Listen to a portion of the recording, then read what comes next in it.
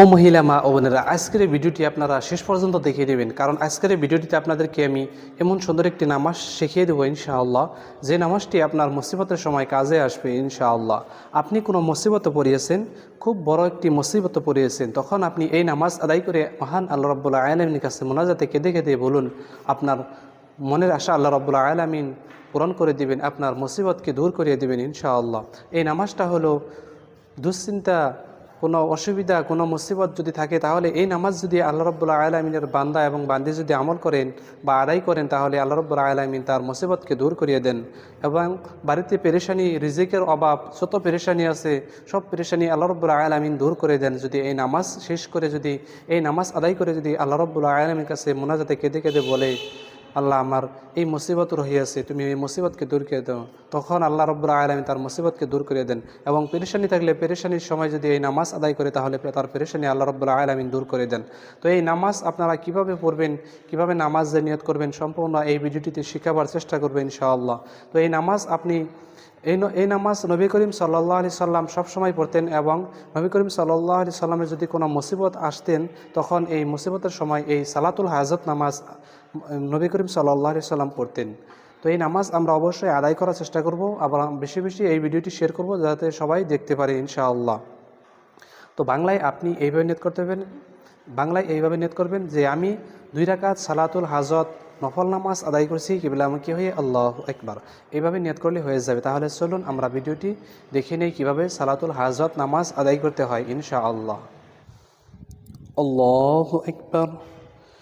سبحانك اللهم وبحمدك وتبارك اسمك وتعالى جدك ولا إله غيرك. أعوذ بالله من الشيطان الرجيم. بسم الله الرحمن الرحيم. الحمد لله رب العالمين الرحمن الرحيم مالك يوم الدين. إياك نعبد وإياك نستعين. اهدنا الصراط المستقيم صراط الذين أنعمت عليهم غير المغضوب عليهم ولا الضالين. آمين. بسم الله الرحمن الرحيم.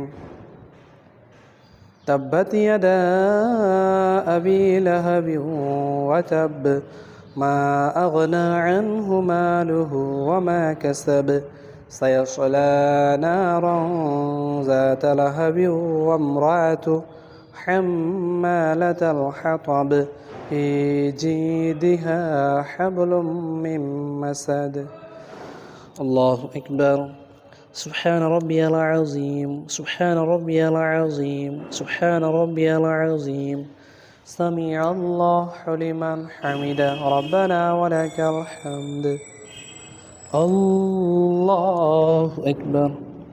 سبحان ربي الأعلى سبحان ربي الأعلى سبحان ربي الأعلى. الله أكبر. اللهم اغفر لي وارحمني واهدني وعافني وارزقني. الله أكبر. سبحان ربي الأعلى سبحان ربي الأعلى سبحان ربي الأعلى. الله أكبر. بسم الله الرحمن الرحيم. الحمد لله رب العالمين الرحمن الرحيم مالك يوم الدين. إياك نعبد وإياك نستعين.